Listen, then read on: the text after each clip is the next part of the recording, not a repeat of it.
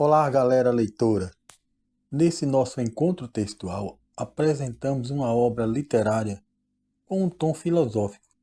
Voltaire é o autor, tratando de temas representativos do poder, do simbolismo religioso, abrangendo também a dualidade do crer e não crer no Deus Criador do universo.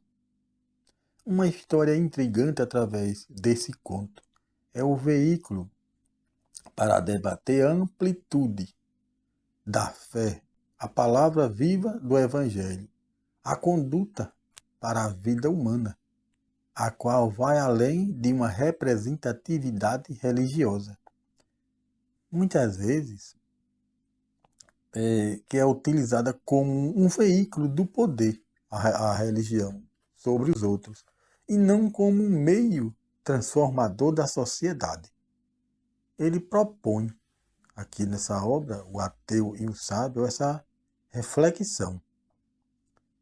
Boa leitura é que eu desejo a vocês.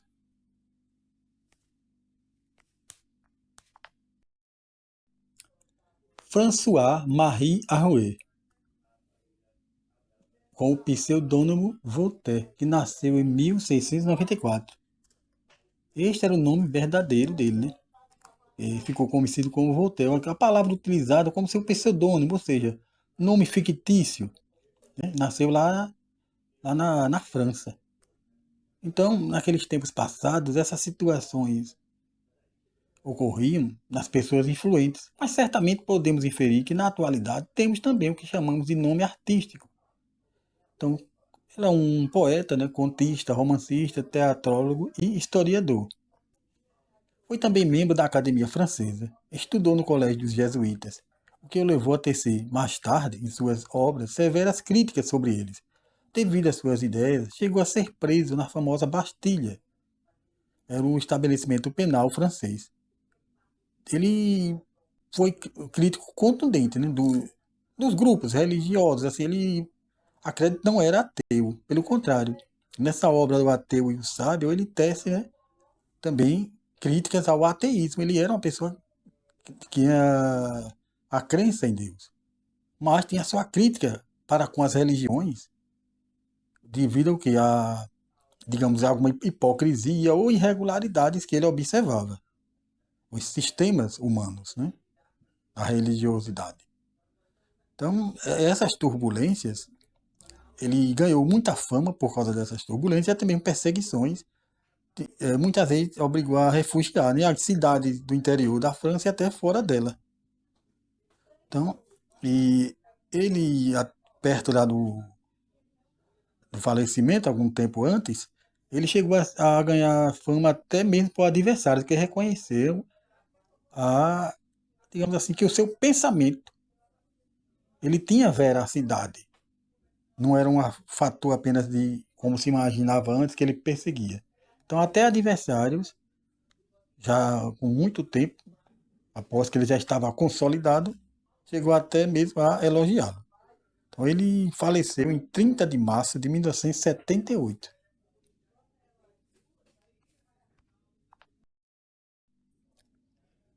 A Inglaterra estava em guerra contra a Espanha. Neste contexto, o capelão do exército inglês, cujo nome era Friend, estava nessa empreitada bélica, levando consigo seu filho, Ginny, jovem que tinha um aspecto que demonstrava um bom espírito, assim como também coragem. O pai desejava que ele fosse padre, mas diante da resposta negativa, preferia não forçar a natureza. O rapaz alistou-se no exército e foi ao combate. No entanto, foi ferido e aprisionado. O domínio católico, né, lá na Espanha era marcante. Era um período onde a Inquisição imperava. Os religiosos espanhóis, nos seus sermões, excomungavam os invasores ingleses. Tinha um padre chamado Jerônimo Bueno, que ele possuía uma amante chamada Bermeja, que juntamente com a amiga dela, a senhora Las Nalgas, foram ver o filho do capelão, Friend, que estava agora prisioneiro de guerra. Então a amante do padre ficou encantada com o rapaz. Bem como também a amiga dela, as náugas, ficaram apaixonadas pelo rapaz, pela beleza, né, que viram do rapaz. E a Las Nalgas, ela divertiu a amiga, que era um pecado. Ela queria tirar a amiga, né, do páreo. Ela disse que era um pecado trair o padre, né? E principalmente com um herege. Como assim, né? Era definido os ingleses, né? Pelos religiosos da Espanha naquela época. Tendo como resposta, né, da Bermeja, ela disse que traía até Melquisedeque por aquele homem formoso. Fato este que se concretizou. O jovem inglês, o Jenny, o qual era filho do Sr. Friend, homem de alta posição, né, na Inglaterra, estava agora envolvido em um dilema. O rapaz era prisioneiro dos inquisidores. E o castigo poderia ser condenado à morte, né, na fogueira, pelo Tribunal do Santo Ofício. Outros detidos também faziam companhia naquela sentença. Mas o destino mudou. Quando o genitor, o pai dele e seus soldados, os libertaram, destruíram tudo. O rei inglês vencia a batalha. Um grande líder do sistema inquisitório católico, no entanto, fora capturado. Era nada mais, nada menos que Dom Jerônimo Bueno. Nesse estágio que ele agora se encontrava, não havia outra alternativa a não ser humilhar-se perante o vencedor. Pedindo perdão, né? Por querer matar o filho do Senhor Freire na fogueira. Justificou dizendo ainda que queria fazer assim porque ele era, ainda mais porque ele era judeu. Tá? O cavalheiro real não aceitou essa justificativa e a situação se complicou mais ainda. Dom Jerônimo, diante do fracasso de suas razões, afirmou que, na verdade, ele estava odiando o filho do Sr. Friend por ter se apossado de sua amante. O cavalheiro, ele não concordava, porque ele era um homem honrado. Então ele era contra esse envolvimento do filho dele com a amante do padre.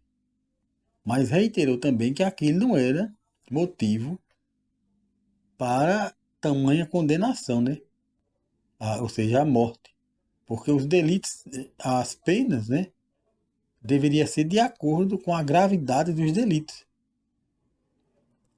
Chamado para opinar sobre o caso, a amante do padre disse que foi ela que tomou a iniciativa de conquistar o jovem, inocentando, complicou a situação já problemática do padre capturado, quando disse que ele era uma pessoa infame e sanguinária, sugerindo que ele fosse enforcado.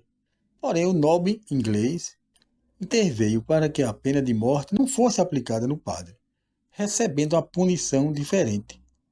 Isso repercutiu no coração do povo liberto, dos calabouços espanhóis, né? Convencendo muitos a converterem-se ao anglicanismo, que era a religião lá da Inglaterra. Contudo, houve um nobre espanhol que se opôs a essa conversão. Agora o Sr. Friend estava a debater com o nobre espanhol, que se contrapôs às suas ideias. Argumentos de um lado e de outros se insurgiam, como numa batalha discursiva. Dom Inigo, não era o nome dele, ele acusa a religião anglicana, que era preponderante na Inglaterra, de não ser autêntica, porque foi gerada a partir das contestações de Lutero contra os mecanismos religiosos católicos.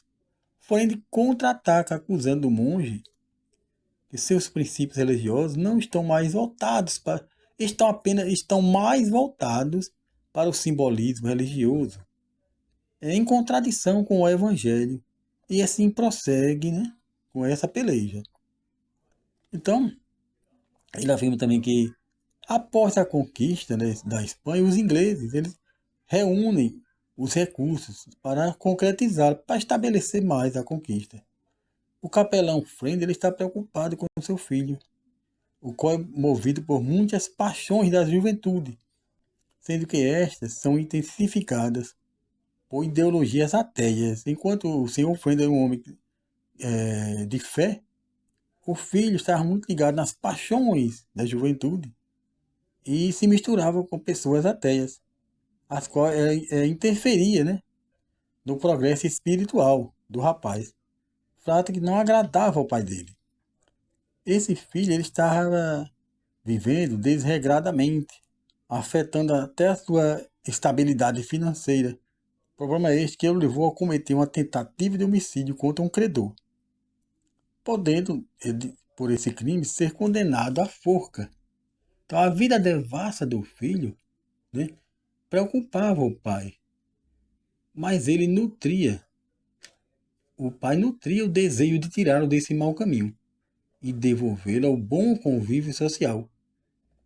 Porém, as amizades do rapaz, colhidas no meio, né, onde o rapaz frequentava, representavam um obstáculo devido aos maus conselhos que recebia, os quais procuravam despertar as inclinações mundanas, o que o poderia levar a mergulhar mais ainda nos problemas já existentes, até transformando em um criminoso habitual.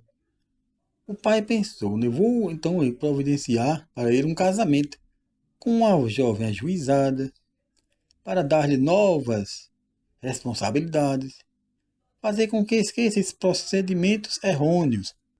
Então, aí só que ainda o pior aconteceu. Uma senhora casada que tinha se tornado amante de Jenny, ele já estava agora sendo amante de uma mulher casada. Então, essa moça casada que ele estava tendo um caso, foi acusada e depois foi comprovado dela ter matado o marido envenenado. E tentou também tirar a vida da noiva de Ginny, do filho do senhor Friend. Depois disso, né, ainda persuadiu o rapaz, que também estava apaixonado por ela, a fugir rumo à América, propagando seus feitos libertinos. Agora em novas terras, com outros amigos do rol da impiedade. Então, o senhor Friend foi à América em busca do filho fugitivo. E ao encontrar um habitante do local, ele foi bem acolhido, porque este informava que um dia também fora acolhido por um inglês.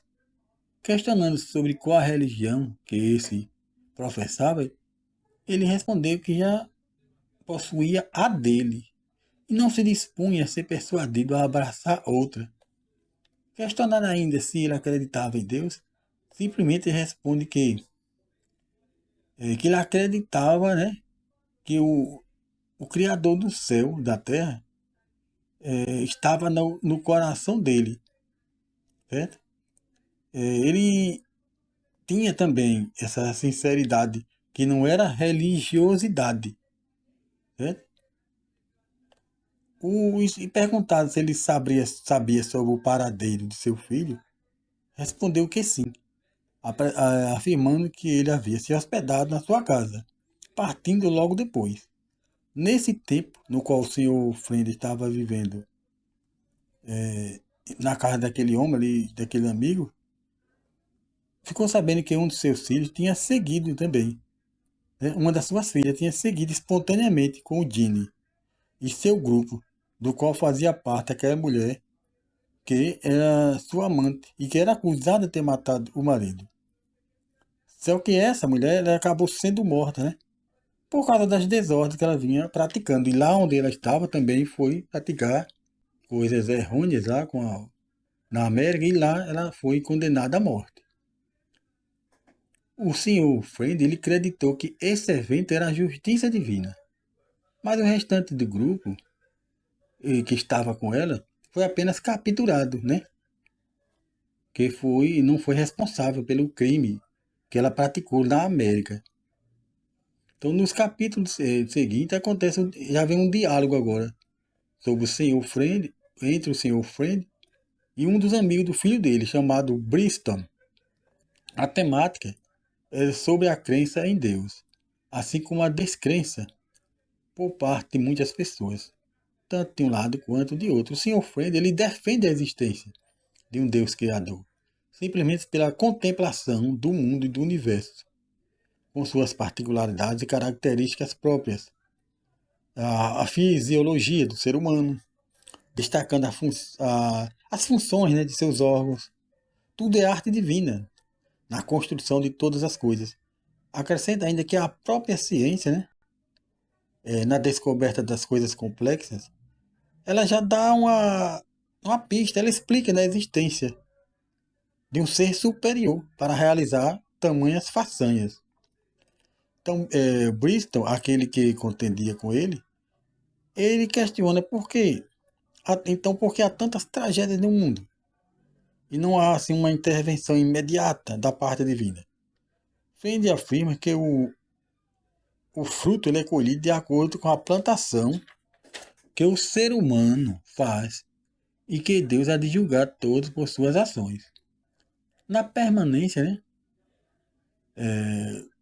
dessa empreitada, desse discurso, né, há um público também ali presente, o qual fica desnorteado, extasiado por uma resposta, né, de ambos os lados. Freud assegura que há os desígnios de Deus para com as suas criaturas e ele deseja que todos se convertam.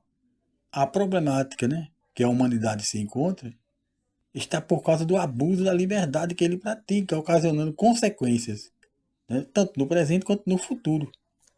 E o Burton ele contra-ataca, afirmando que se aqui na Terra o ser humano não for punido pelos seus atos, jamais será. Porque a vida se resume apenas a esse plano, né? Uma vez que ele é ateu. Não acreditando em um julgamento, né, futuro. Ele aprofunda nos conceitos da sabedoria divina e, por fim, consegue realizar, né, uma grande façanha. O Senhor Burton é convencido que realmente a presença de Deus é primordial para explicar as razões, né? E também para haver essa recompensa, né? Para o bem e para o mal. Foi um debate muito amplo em que ele conseguiu, né, mostrar ao que estava contendendo com ele. Então, e Gene, o filho do Senhor Friend, ele pensava que a sua amada, né, aquele que seria casar-se com ela, tinha sido assassinada pela antiga amante, mas que ela tinha tomado o veneno, entende? Mas ela sobreviveu através de um tratamento que foi feito e ele acabou casando-se com ela.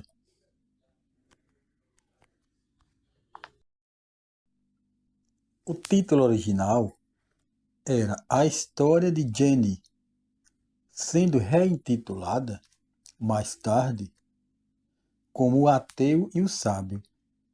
Foi publicada em 1775.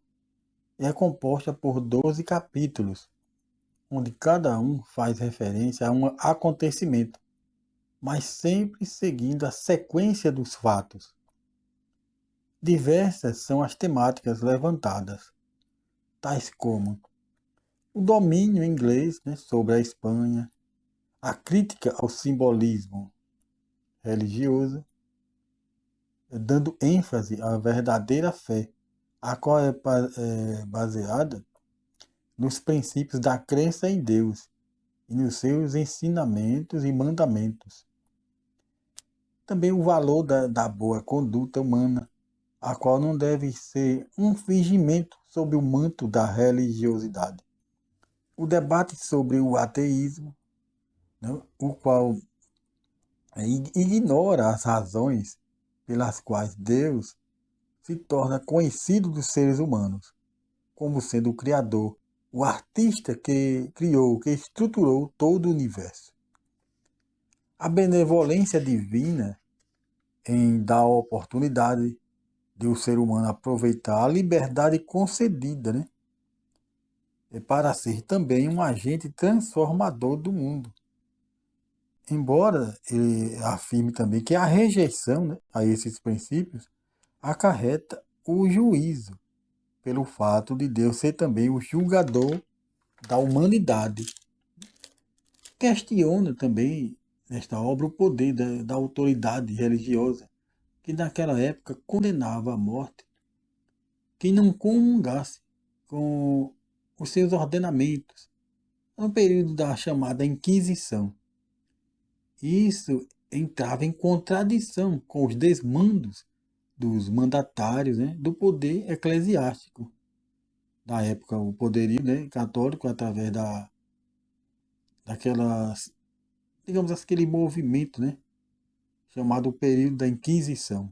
Então, ele também fala sobre o valor da verdadeira religião, contrariando o poderio, né, de uma sobre outra. Nele é avaliado, né, o comportamento humano no que diz respeito à sua fé, no que diz respeito à sua fé, que dirige a sua vida. Isso ocorre principalmente quando no domínio de uma nação sobre outra, por exemplo, onde a nação dominada é obrigada a se moldar em vários aspectos para dar uma imagem semelhante a quem domina. Então, tudo isso foi contextualizado através de uma obra literária, mas o pensamento filosófico do autor permaneceu inserido, mesmo em um veículo diferente, o qual, né, poderia ser uma obra não literária, pertencente unicamente ao campo da filosofia, mas ele se utilizou da literatura para inserir a sua ideia, o seu pensamento.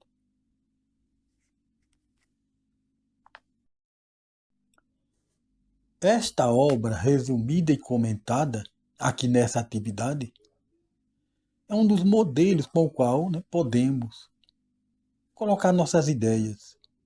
Mas poderia ser uma escultura, uma pintura, um gesto, uma ação. Mas aqui temos um conto, uma obra literária, fictícia. O instrumento usado pelo filósofo Voltaire para expor suas convicções. Mas ele poderia simplesmente já diretamente utilizar o texto filosófico, não partindo para a literatura. Mas tudo que possa transmitir o pensamento, a identidade do autor, é possível colocar a sua ideia. Então a filosofia, como elemento impulsionador da busca pela razão, pela verdade das coisas, não deixa de expor sua crítica contundente aos diversos sistemas humanos. Então Voltaire, como uma pessoa que carregava em si a crença em Deus, nos seus princípios, expostos nas Sagradas Escrituras, ele viu nesse utensílio literário a oportunidade de unir entretenimento e deleite, né, de uma história, para colocar aqui a sua crítica, o seu pensamento, a sua ideia. Então, o trabalho, né, da filosofia, que abrange diversos instrumentos. A temática desse conto, como nós observamos, foi a temática da crença e da religiosidade. Mas ele, como diz, faz aquela crítica à religiosidade simbólica, religião apenas de simbolismo, quando não há realmente uma busca pela verdade, quando se transforma em uma hipocrisia. Então foi aqui exposto neste trabalho.